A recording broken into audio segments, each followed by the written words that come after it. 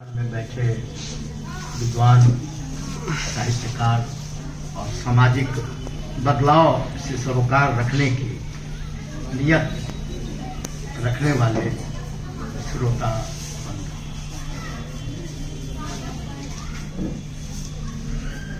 दलित साहित्य को किसी एक डेट से बांधना बड़ा मुश्किल है। आज से 2000 वर्ष हो ही गए होंगे विक्रमादित्य को। उनके दरबार में कालिदास थे, सब लोग जानते हैं।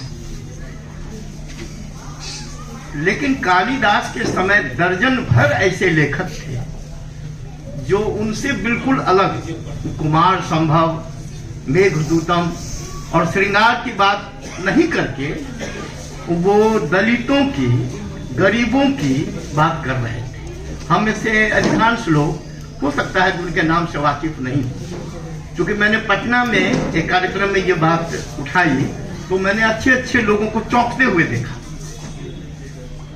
दर्जन भर लोग थे, कुछ का नाम दक्ष, सोहनोक वगैरह वगैरह नाम थे। उनकी कविता अगर आप पढ़ेंगे तो आप चौंक जाएंगे। आपको लगेगा कि ये नागार्जुन से ये क्रांतिकारी कविताएं शुरू नहीं होती है, ये कबीर से शुरू नहीं होती है, ये तो 2000 वर्ष पहले लिखी जाती है। लेकिन हम जानते नहीं, इसीलिए हमारे पुरखों ने हमें कहा कि इतिहास को पढ़ो, इतिहास को जानो। इतिहास पढ़ोगे तो मेरे किसी वक्ता बंधु ने अभी कहा, अंबेडकर का जिक्र किया कि शेरनी का दूध पियोगे, इतिहास को जान जाओगे। इतिहास तुम्हारे, शेरनी का मतलब है कि तुम्हारे अंदर हिम्मत आएगी, तुम अपनी बात बोल पाओगे। तुम समझते हो किसी ने नहीं कहा, ऐसा नहीं है, तुम्हारे पुरखों ने कहा, तुमको जानकारी नहीं है। एक बड़ा अंतराल है, गैप है, तुमको जानने नहीं दिया गया। साजिश कोई एक आयामी रची नहीं जाती है, उसके कई आयाम हैं, कई चेहरे हैं, कई हाथ पांव हैं, तब कोई षड्यंत्र कामयाब होता है। ये षड्यंत्र है, ये हर समाज में, दुनिया के हर समाज में यह षड्यंत्र किया गया है। कहीं लंबे समय तक इस षड्यंत्र ने राज किया, कहीं जल्दी उसका पर्दाफाश हो गया, और हम हिंदुस्तान जैसे मुल्क में आज भी हम इस लड़ाई को लड़े ही जा रहे हैं, लड़े ही जा रहे हैं, लड़े ही जा रहे हैं। कबीर को ले, कबीर की चर्चा सबसे ज्यादा मौजूद है। कबीर लगभग भक्ति काल, मध्यकाल के लेखकों में उनका नाम आता है। कबीर को 650 वर्ष पहले उस आदमी ने एक जोल्हा के परिवार में पैदा होता है। अगर सीधे सीधे बहुत आसानी से ढूंढने निकले तो कबीर हमारे किसी चौराहे पर खड़ा मिल जाता है। उसके 200 वर्ष बाद पैदा हुए तुलसी। तुलसी बहुत बड़े कवि थे, इसमें कोई दो मत नहीं, कबीर से भी बड़े, कबीर से बहुत ज्यादा बड़े। उनका व्याकरण, उनकी भाषा, उनकी प्रांजलता, सहजता, लोक भाषा, संस्कृत में जिस बात को कही जानी चाहिए उसको लोक भाषा में कहने की क्षमता, सारी बातें।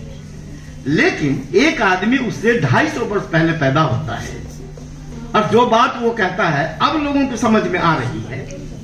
तो ये कौन है जो हमको समझाने की जिन लोगों ने कोशिश की? ताज्जुब होता है। उस आदमी का नाम है रविंद्रनाथ टैगोर।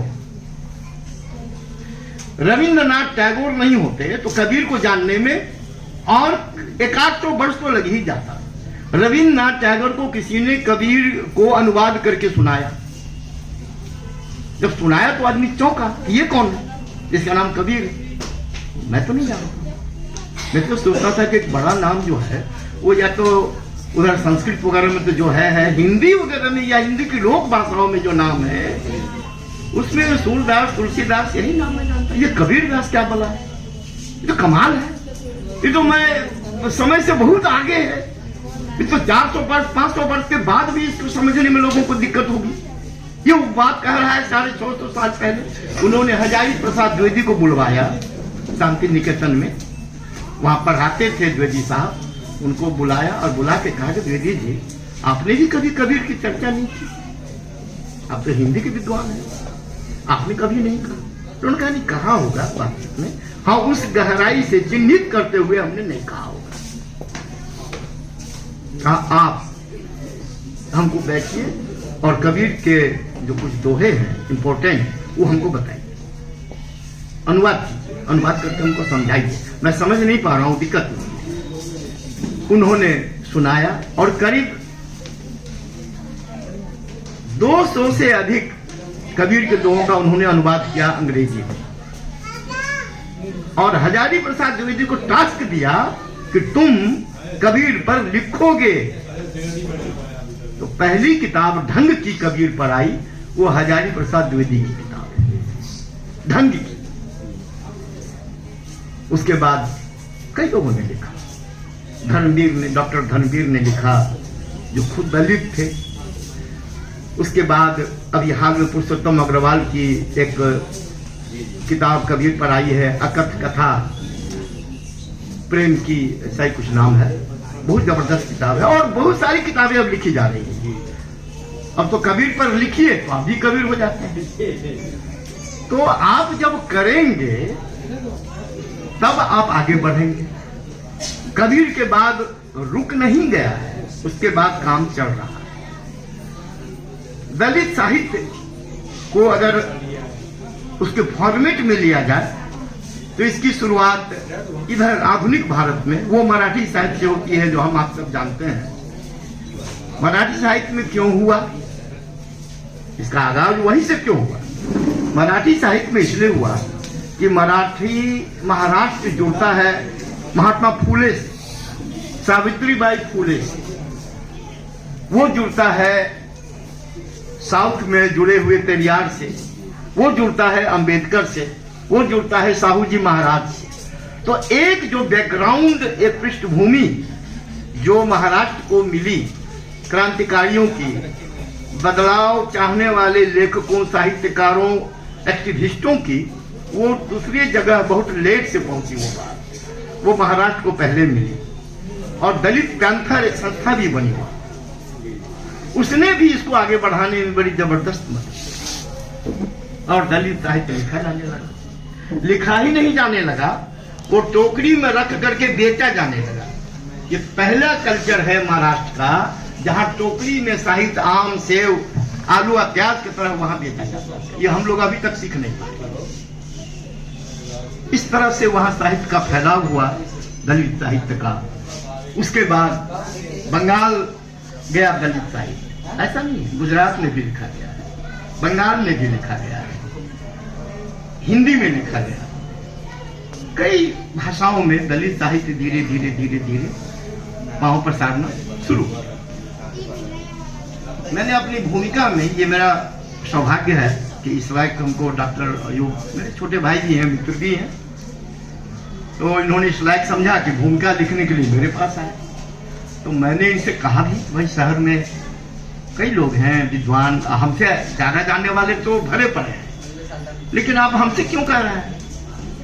शायद इनको लगा हो कि हम करीब होने की वजह से हमको ज्यादा जान रहे हैं, ज्यादा मेरे दर्द को, मेरी पीड़ा को शायद ज्यादा ही समेट पाएंगे वगैरह। यही बात है, क्योंकि कलम मेरी इतनी मजबूत नहीं है कि इसके लिए मुझे ढूंढा जाए। इस शहर में एक से एक लोग मेरी आंख के सामने है। हमसे कहते तो हम 5-7 नाम बता ही देते, लेकिन उनका नहीं आप।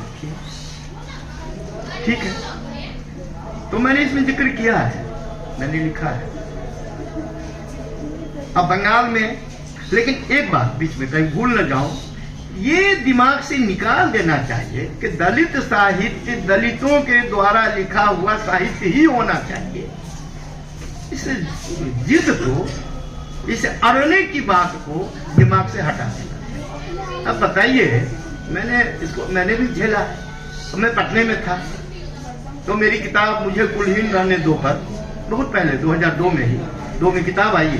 4 में कुरुक्षेत्र यूनिवर्सिटी में एक बच्ची ने उसको दिया गया एमफिल करने। टॉपिक क्या था? तो मुझे कुलहीन रहने दो में दलित चेतना के स्वर, दलित चेतना के स्वर। एक दो मित्र एक रांची यूनिवर्सिटी में है और एक यहाँ विधान परिषद में पदाधिकारी, दोनों दलित हैं, अच्छे लेखक हैं दोनों। एक का नाम है मुसाफिर बैठा, एक का नाम है Karmanand R, doctor Karmanand R. दोनों नामी गिरामी दलित लेखक हैं, चिंतक भी कहते हैं। हर लेखक को चिंतक कह देना अच्छी बात नहीं। आप 20 किताब लिखने के बाद भी चिंतक हो गए, ये वहम मत पालिए। चिंतन का मतलब होता है कि आप पूरब की दिशा में बहुत तेजी से बढ़े जा रहे हैं और ऐसी कोई सोच जो आपको अचानक लगे कभी एक कदम बढ़ना भी गुनाह है। जहां चले आए तो चले आए, अब इस मोड़ से हमको मुड़ जाना। चिंतन ये सब में नहीं, ये बड़ी मुश्किल। तो वो उन दोनों ने हमसे, क्योंकि हमको वो लोग दलित समझते, मेरे लेखन की वजह से हमको दलित मानकर चल रहे थे। मेरी 20-25 कविताएं उन लोगों ने लूट ली। इसको हम छापेंगे, किताब आ रही है उसमें हम छापेंगे। आई भी किताब। तो हमको लगा जब बातचीत के क्रम में कि ये शायद हमको दलित समझ रहा है, तो हमने कहा कि मैं दलित नहीं हूँ, या आपको जानकारी में है कि नहीं? तो नहीं, आप दलित नहीं, बिल्कुल नहीं, हम दलित नहीं। सारी कविताएं मेरी उन्होंने वही लौटा जो वो ले जा रहे थे संग्रह में छापने के लिए, वो लौटा दी कि आप दलित नहीं, इसमें तो दलितों की कविताएं ही आएंगी। बोले और दलित लेखन करने वाले, दलित के